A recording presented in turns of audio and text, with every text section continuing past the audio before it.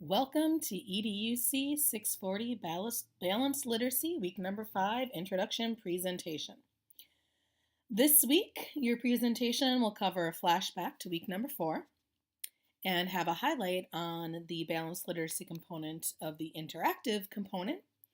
Our introduction to week 5 will explain the 2 forums that you will be participating in this week. One will be a forum centered on writing, the other one on some materials that I've provided from DPI. I also will be outlining your final philosophy paper in this week's presentation. Flashback to week number 4. In week number 4, you participated in the discussion forum using Save the Last Word for Me. I use this strategy with my students throughout the school year with novels, articles, poetry, as well as many more. It works well with 6th graders. They learn that their answers need to go beyond the surface level and dig deeper into the meanings of the quotes that their classmates chose. Unlike you, I don't require them to synthesize their group's members' thoughts, but they do tend to point out the commonalities and differences on their own. Some great quotes and passages were posted, and others enlightened you with their thoughts on your chosen topic. I really like using this strategy. It brings a different depth of thought to the discussions. The purpose of Save the Last Word for Me is to strengthen, clarify, and deepen the meaning of what we have read. The process is designed so that we may build upon each other's thinkings and create a dialogue, and it is doing a great job so far. The other activity last week was to read the National Education Association's 10 Proven Principles for the Teaching of Reading and reflect upon the commonalities between that and the implications to your instruction. I wanted to include this piece as it is one of the starting points to the shift in education 15 years ago. As you noticed and have been noticing, there are many ideas that have been reiterated in the information we have been exploring from the beginning. Our balanced literacy highlight this week is on interactive reading and writing. You can think of this component as a mix of shared and guided reading and writing. Many of you mentioned in your reflections at the beginning of the course that this component was one of the lesser knowns, which is very true. The main balanced literacy components that you see out there are the shared and modeling component, the guided practice, and then the independent practice. I believe that this component, the interactive component, is mainly one-on-one or in small groups, and teachers tend to weave it into the shared and guiding components. It is the engagement piece that many teachers naturally insert in a lesson. I have provided a few examples of some strategies that can be used for the interactive component.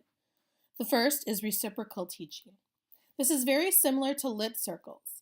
This strategy breaks students into groups and assigns roles such as the summarizer, questioner, clarifier, or predictor, and this encourages them to engage with the text and with each other.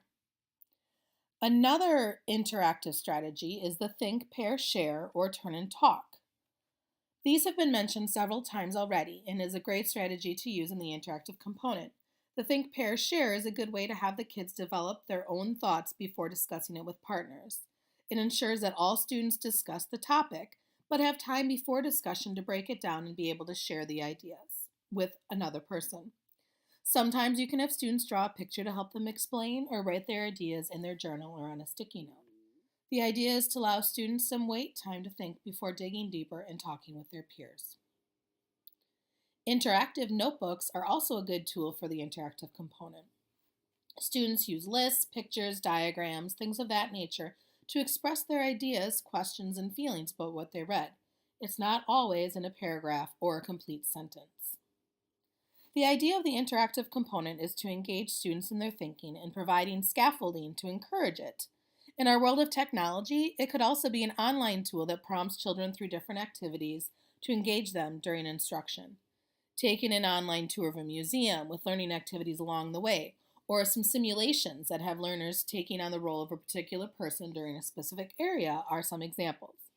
As I mentioned, it isn't always listed as its own entity in balanced literacy since the interactive component is woven into the shared and guiding components in lessons already.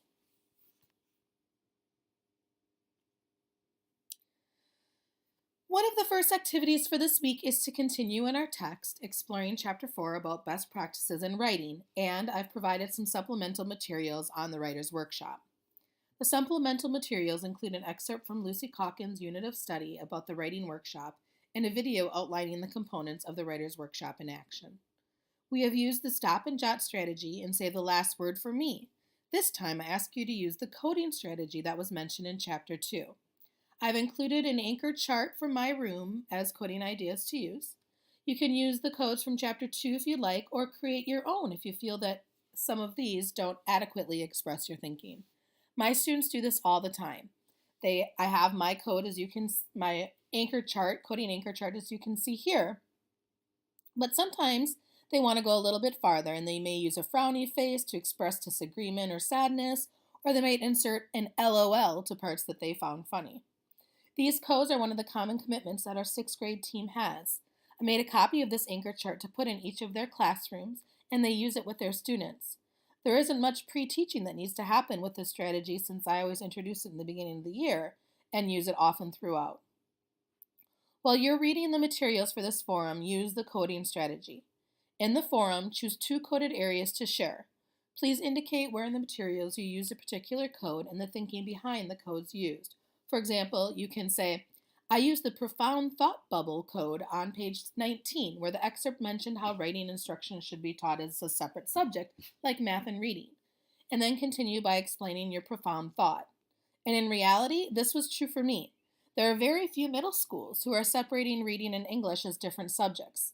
After teaching both reading and English for the last 2 years, separately, I think about all the different concepts and skills that belong to each area. Well, yes, they can be integrated. I think about the depth that is lost when middle schools teach writing and English as ELA and do not include a separate reading and English block like our middle school does. A friend of mine taught at a school that moved from the 2 separate blocks to 1 ELA block, and to this day she says how she wishes it was back the other way, since she can't go as in-depth about certain things because of the lack of time. In this forum, your initial post is due on Thursday and replies are required by Sunday. The forum will be worth 30 points. The other task this week is to explore some materials from the DPI regarding response to intervention in Wisconsin and the guiding principles for teaching and learning. You will need to participate in another Q&A discussion forum noting the connections to best practices, balanced literacy, Dr. Richard Allington's article with his 6 T's, and the shift in adopting the Common Core state standards. Educators many times don't dive into these types of materials unless it is required. And I wasn't aware of many of these principles and ideologies that the DPI had until I started exploring resources for these courses. For this forum, I'm not requiring you to reply to anyone else's posts. Just simply add your thoughts about how these pieces fit into our world of teaching and all the materials explored thus far. The forum is worth 20 points.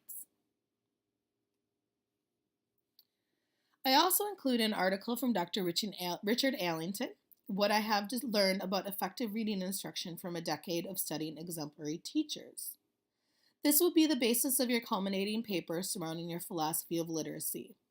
There is no assignment attached with this article for week number 5, only the suggestion that you should start mapping out your paper, matching up things we have been exploring in best practices and balanced literacy, as well as more in the upcoming weeks with what Allington calls his 6 T's, and tying in how they are or can be implemented in your situation. This paper will be due August 19th at 5 o'clock p.m. As a culminating paper, it is worth 100 points. I will keep the assignment here in week number 5. When you're ready to turn it in, you'll need to come back here to physically turn it in. I will continue to provide you with more explanations about and reminders about this philosophy of literacy paper as we continue through the rest of the course. Your ePortfolio. I also included some information this week about your ePortfolio for Viterbo. Your philosophy of literacy paper is your artifact for this course.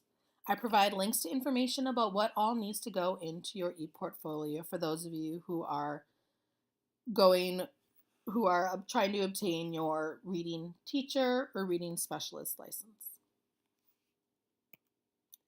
This brings us to the end of our week number 5 introduction. Happy reading! And once again, feel free to contact me if you have any questions or concerns. Thank you. Bye.